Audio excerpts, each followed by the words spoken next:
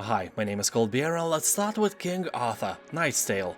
This is a cool hybrid between turn-based games like XCOM and traditional character-centric CRPGs. You'll find diverse battle maps where you will have to position yourself to avoid shield walls and flank your enemies. Also use covers against archers, make use of the terrain, hide in the foliage, and surprise your enemies with your endless wisdom. Knight's Tale is a modern retelling of a classic story with a heavy touch of dark fantasy tropes, a twist on the traditional tales of chivalry, and a bearded wizard with a friendly smile.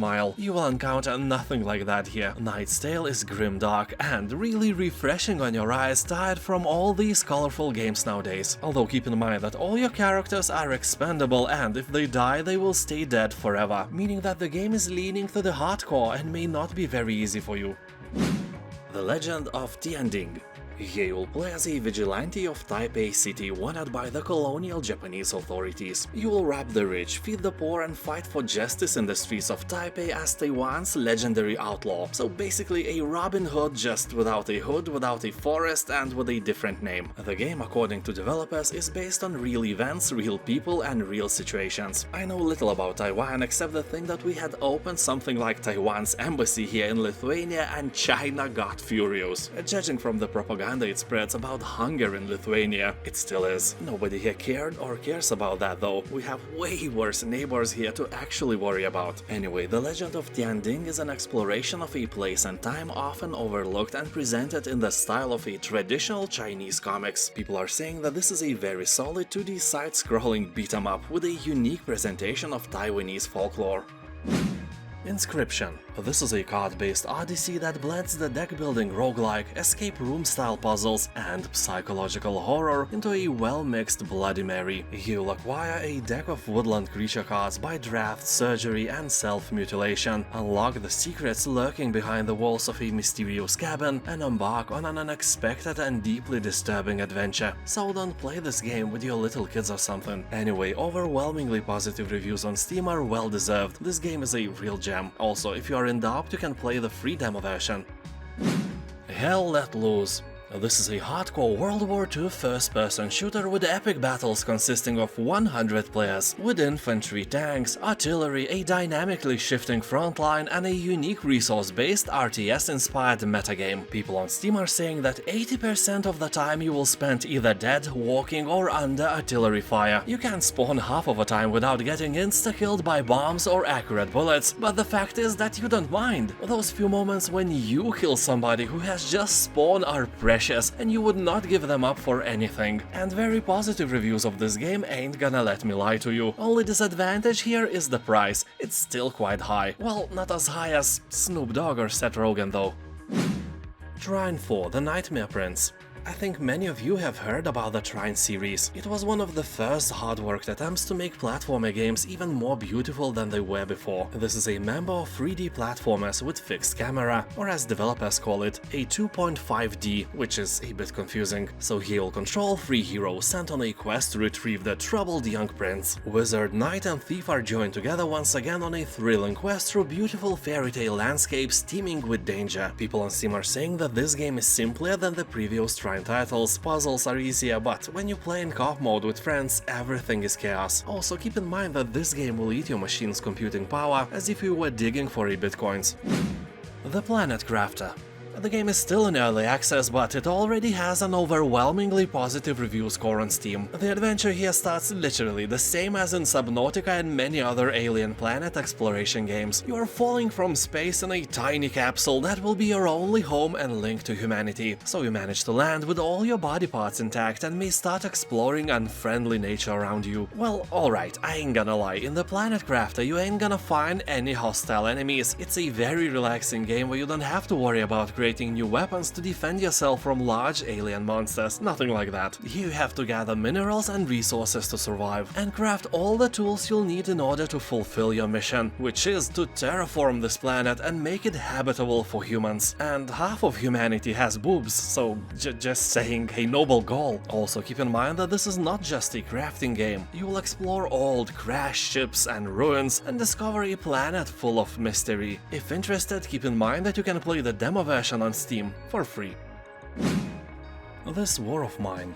Here you will take care of a group of civilians trying to survive in a besieged city, struggling with lack of food, medicine and constant danger from snipers and hostile scavengers. The game provides an experience of war seen from an entirely new angle. The pace of the game is imposed by the day and night cycle. During the day, snipers outside stop you from leaving your refuge, so you need to focus on maintaining your hideout, crafting, trading and taking care of your survivors. And at night, take one of your civilians on a mission to scavenge through a set of unique locations for items that will help you stay alive, you know, like medicine or a box of beer. Warhammer 40k Boltgun. Here, without any hesitation, load up your gun and plunge into battle. You will experience a perfect blend of Warhammer FPS gameplay and the stylish visuals of your favorite 90s retro shooters. You will play a battle-hardened space marine on a perilous mission across the galaxy as you fight against the Chaos Space Marines and demons. This boomer shooter style, well known from the games like Classic Doom, Duke Nukem or Heretic, is a real treat for older dudes like me, and also for a younger generation who wants to experience glory and feel like a true combat god, or goddess, or something in between. Whatever you are, you will rock this. People on Steam are saying that the game doesn't offer a lot of replayability, but the level of entertainment it provides is massive. Although, not as massive as your mama.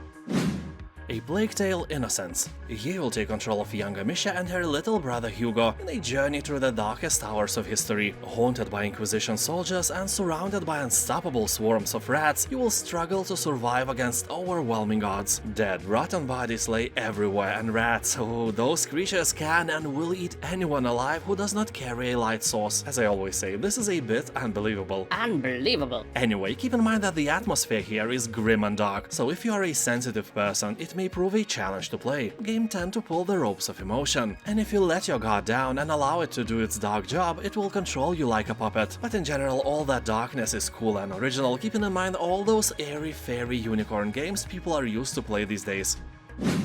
Death's Door.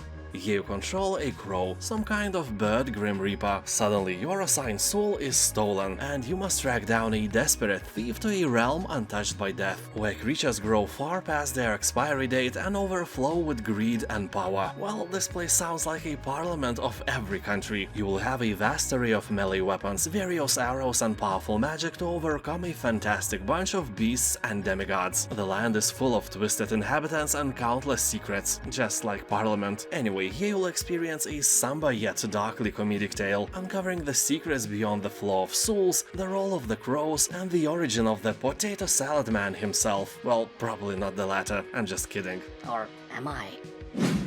My Time at Portia. This is a fun and relaxing RPG, a great open world game with an incredible amount of stuff to do. It is similar to Stardew Valley, but has more depth in it, literally because it is in 3D and figuratively because it is bigger in general. And this is the best game if you just want to relax. Here you arrive in a weird post-apocalyptic new town named Portia to inherit your father's old building workshop and spend your time restoring it to its former glory. It's definitely not a game for a serious RPG lover, but sometimes it's just good to relax, catch some alpacas, build some experimental devices, and even go to a dungeon to fight giant rats. Definitely a game for the whole family.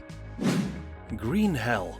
Game feels like Wrath, The Forest and Far Cry Primal had a baby, and very positive reviews are saying to us that this baby is not ugly and you shouldn't give up it for adoption. This time, here you are left alone in a jungle without any food or equipment, trying to survive and find your way out. Clinging to life, you have to go on a journey of durability, as the effects of solitude weigh heavy not only on your body but also on the mind. How long can you survive against the dangers of the unknown? Knowing you, probably not very long. You know, me as well, when I watch survival shows, especially the one called Alone, I'm always thinking that I would never give up and I would win the money no matter what, not like these other people. But the truth is, I would probably slip on some snail and die on the third day. Or, you know, I probably would be attacked and eaten by a bunch of these, which is a terrible fate. So here, constantly threatened by the jungle, you'll fight with both wild animals and tropical illnesses. You will also have to face the traps set by your own mind and fears that crawl out of the darkness of the endless jungle. Enjoy the game alone or with friends.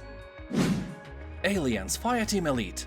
Have you ever wanted to be a protagonist in the Alien movie? Well, I doubt that, I really do. And if yes, what is wrong with you? Anyway, here, after so many fear-infused hours in Alien Isolation, you can finally get some revenge on these terrifying creatures. You will kill hundreds of them, so it's nothing like the movies. Although it's really fun to play if you have a friend or two. You can play in single player as well, but I assure you that if you want full experience, you will have to find some friends. I know that may be mission impossible, but you can try anyway. You don't need real friends, all you need is some Discord channel with the same-minded people. So here you'll be exploring some friendly planet filled with friendly fauna and live in harmony all together. Except you don't. This game is a carnage where you will have to battle through hordes of different types of xenomorph, customize your character and gear, and level up as you try to contain this ever-growing threat. I especially like the diversity of enemies in this game. They really took their time to create some nasty monsters. The game itself is basically Left 4 Dead just with aliens. I think it's great, and 81% of Steam reviews are also positive. Tunguska, The Visitation. This is an isometric survival game that brings you to the dangerous Tunguska exclusion zone, where you'll face deadly traps, infectious mutants, bandits, and well-armed rogue military. Game is inspired by the same story as a Stalker, the roadside picnic written by the Strugatsky brothers. Keep in mind that they wrote the story before any serious nuclear accident ever happened, so it's not actually tied to Chernobyl or any other nuclear disaster, just a post-apocalyptic, gritty and dark Soviet Union filled with unexplainable horrors. Although you can literally describe a casual Soviet Union without any post-apocalypse with the same words. People in the comments are saying that if you like Stalker or Atom RPG games, it's a no-brainer. Also, it has very positive reviews on Steam. Just keep in mind that despite walls of text, looting and side quests, it is an actual twin-stick shooter, and at first may be difficult to control. Although from my own experience, when you get used to it, everything will be fine. Stolen Realm. The game has a simultaneous team turn system implemented for faster combat and character scaling, meaning that no matter how many people will join you on your quest, the overall difficulty of the game will stay the same. Here, more than 240 skills in 8 distinct skill trees, 500 items and fun rewarding activities will keep you entertained. Game is in early access, but it already has very positive reviews, so it's a great sign. People are talking that the game is really enjoyable, but best if played in a group of 2 to 4 people. For example, I don't have this amount of friends, so I will skip it and keep my virginity strong with other games, but if you have a buddy or two, invite your both mothers-in-law and have fun together. And after that, of course, you can try this game. And now, thank you for watching, have a nice day, and I'll see you next time. Bye!